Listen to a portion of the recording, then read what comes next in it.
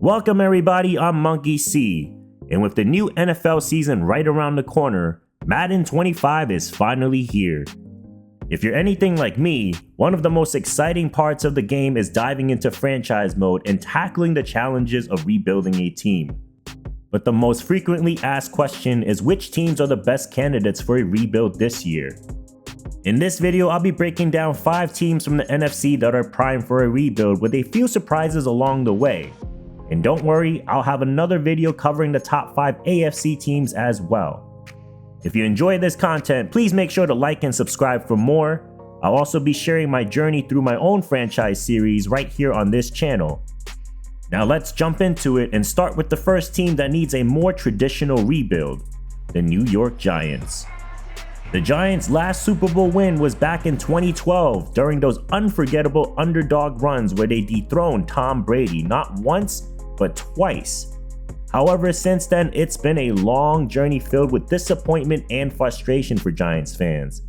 Their last playoff appearance was a couple of years ago, but it felt more like a mirage, a fleeting moment of hope that ultimately exposed the team's biggest problem today, the quarterback position. Daniel Jones is still the man under center, being paid $40 million a year. But let's be real, he has not proven to be the franchise quarterback the Giants hope for, which is why they are a prime candidate for a rebuild here in Madden 25. Despite having the 6th overall pick in the draft, the Giants passed on a top quarterback prospect like JJ McCarthy, Michael Penix, and Bo Nix. Instead, they chose LSU receiver Malik Neighbors, which is understandable given that receivers was and still is a glaring need on this team. The Giants desperately needed a playmaker with size. Beyond their slot receivers, they lack true offensive weapons. Neighbors brings a lot of firepower to this offense, and while they still aren't in a win-now situation, adding a receiver of his caliber brings them a cornerstone to build around. And they desperately need something to go their way, especially losing out on Saquon Barkley to a divisional rival this past offseason.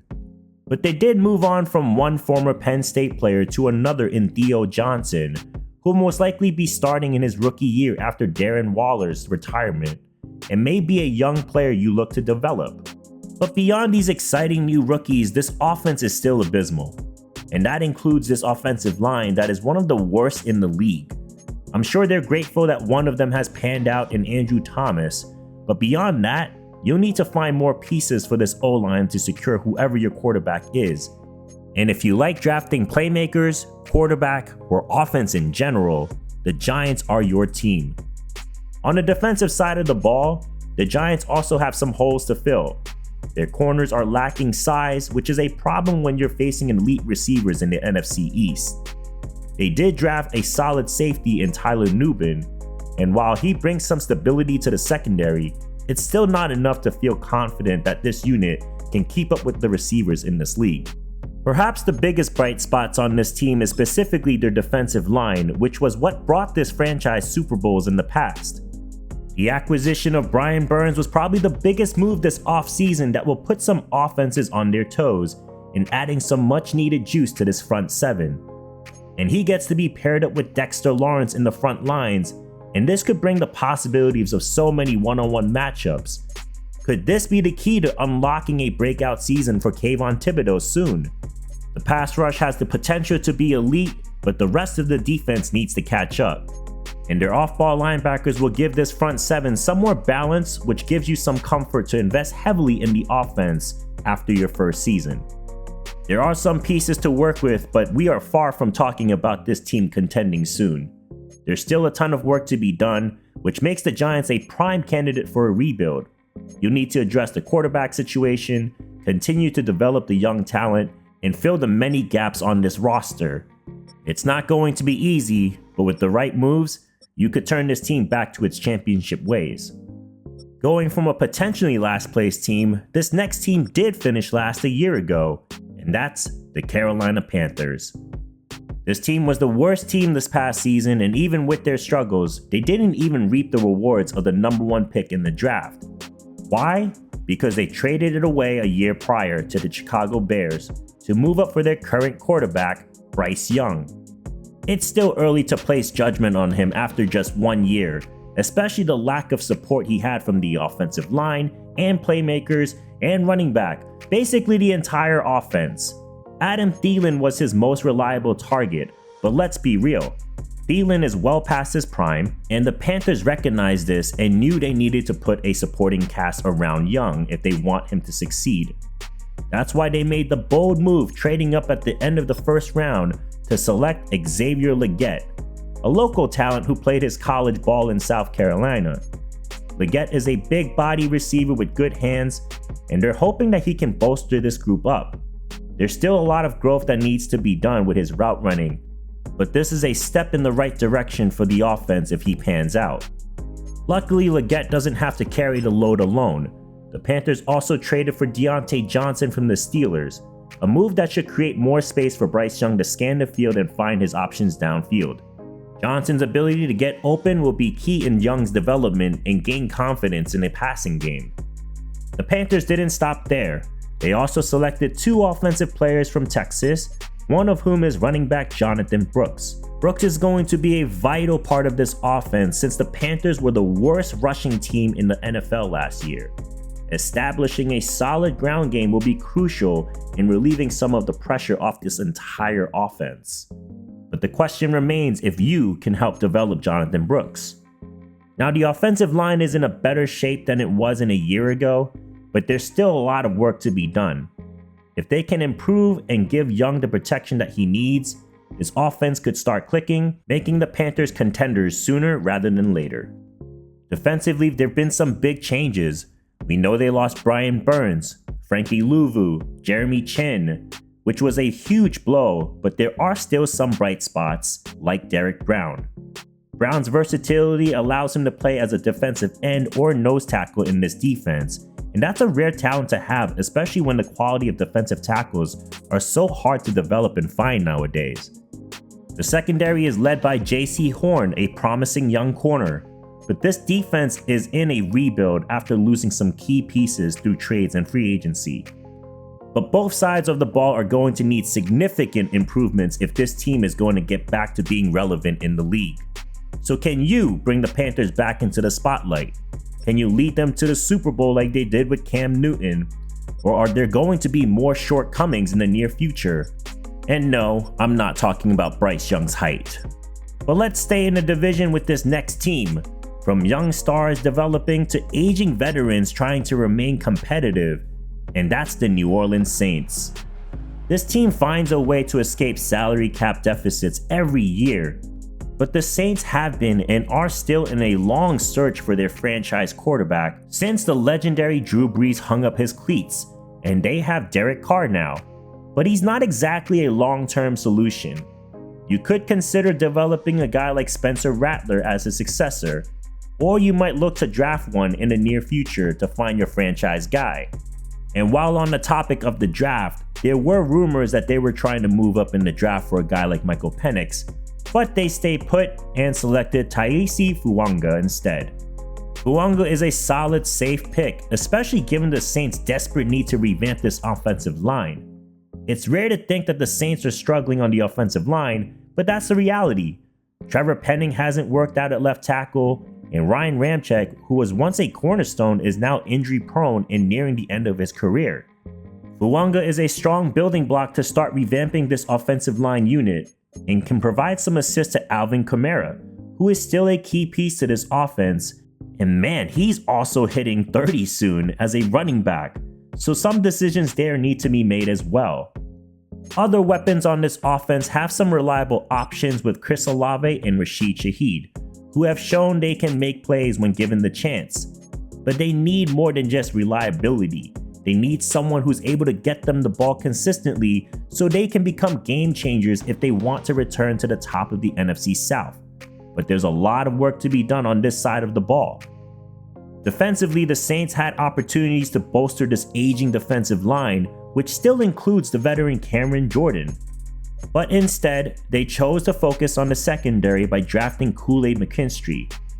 Now this pick raises an interesting question. Does drafting McKinstry mean Marshawn Lattimore could be on his way out of New Orleans? That's something to consider as you start your rebuild. Lattimore is still a top-tier corner, but moving him could net some valuable assets to fill other needs, and there are many on this team. And eventually you're gonna have some of these big time names retire, like Tyrann Mathieu, Demario Davis, and Cameron Jordan as mentioned. That's gonna be something that you'll need to consider if you take over the Saints. Either way, this team is in a unique position where they have some pieces to work with, but they have significant holes to fill, whether it's fixing the offensive line, replacing the aging defense, or deciding the future of the quarterback position. There's no shortage of challenges or opportunities here in New Orleans. If you enjoy a difficult rebuild, the Saints are your team. So can you bring this team back to its glory days, or will they remain stuck in mediocrity? If you're up for it, this could be one of the most rewarding rebuilds in Madden 25 or the biggest headaches of your life. Going from an aging team to an aging quarterback, this next team has had recent success, but the light may be dimming sooner rather than later, and that's the Los Angeles Rams. Just a few seasons removed from their Super Bowl victory, the Rams now find themselves in a challenging spot, and it all starts with the loss of their cornerstone Aaron Donald, who retired this offseason. But the Rams weren't sitting idle. For the first time since they drafted Jared Goff first overall, they finally had a first round pick. And they went from one Jared to another in Jared Verse, the dynamic edge rusher out of Florida State. This guy is going to be a much needed edge, no pun intended, to a defense that desperately needs help. And alongside Verse, they brought in his former teammate at Florida State in Braden Fisk, which really revamps this defensive line with some young talent set to bring some serious heat to opposing quarterbacks. These two could form a formidable duo in the trenches, and with the Rams' track record of developing young defensive talent like Byron Young last year, there's a lot to be excited about. However, while the defensive front gets a boost, the secondary is a different story. Ever since they traded away Jalen Ramsey, the Rams' corners have just not been the same.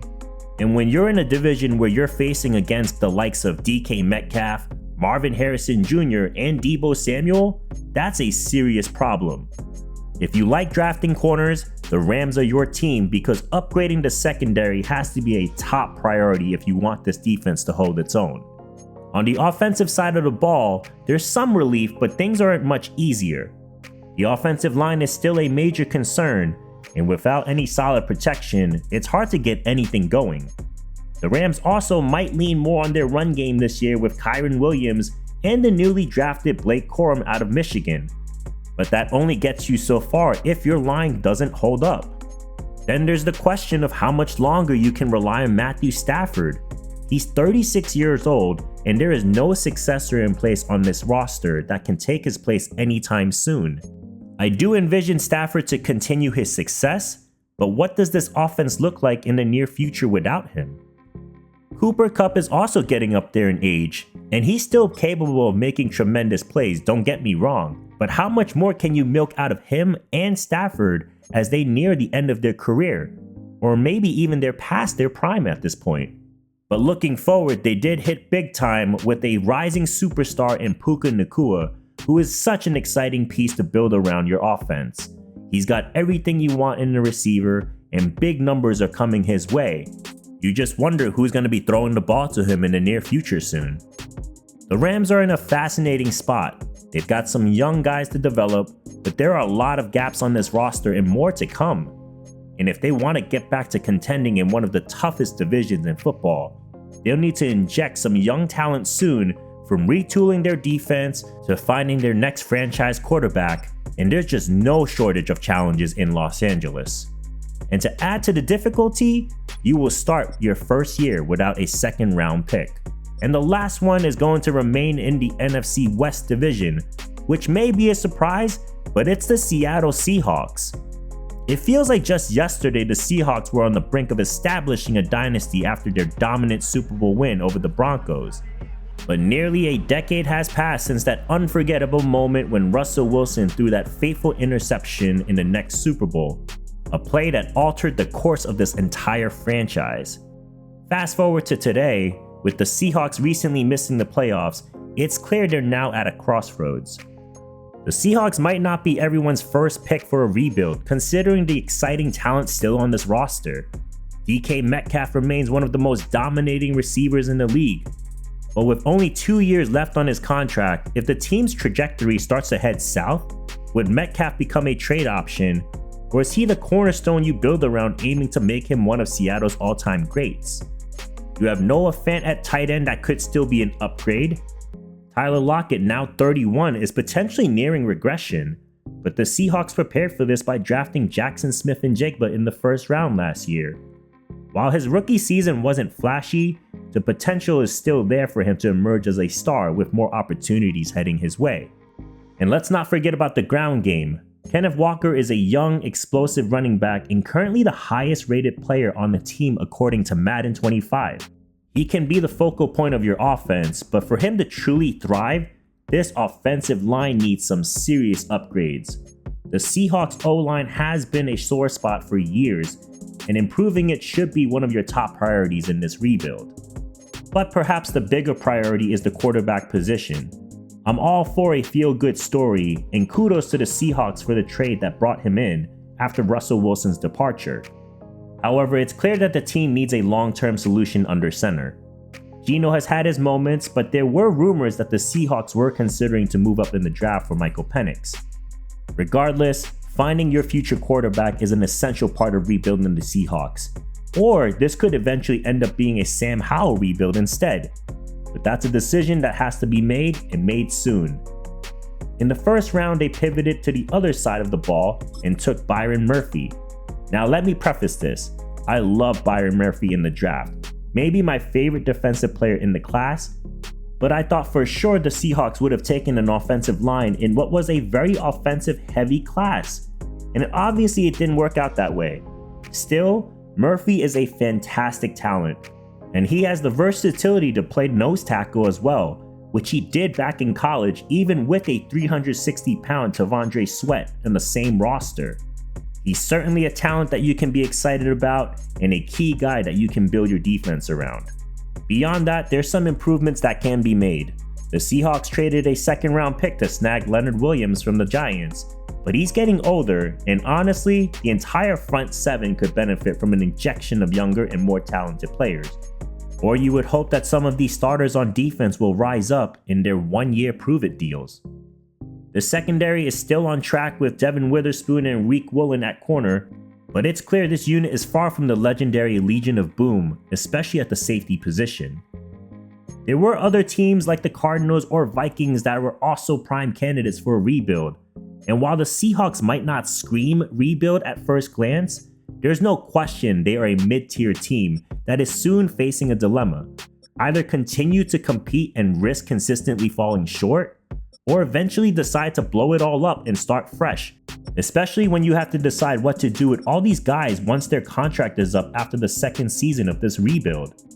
So these are my top 5 NFC teams to rebuild for Madden 25. I'd love to know what you think of the video. This is just my take, and I'm definitely interested in hearing yours, so drop it down in the comment section, and feel free to let me know which franchise you think I should take over, or which team you're considering rebuilding. Please subscribe to the channel and leave a like to this video, that would be greatly appreciated, as I'll have my top 5 AFC teams to rebuild in another video, so be sure to look out for that as well. Until next time, have a great day.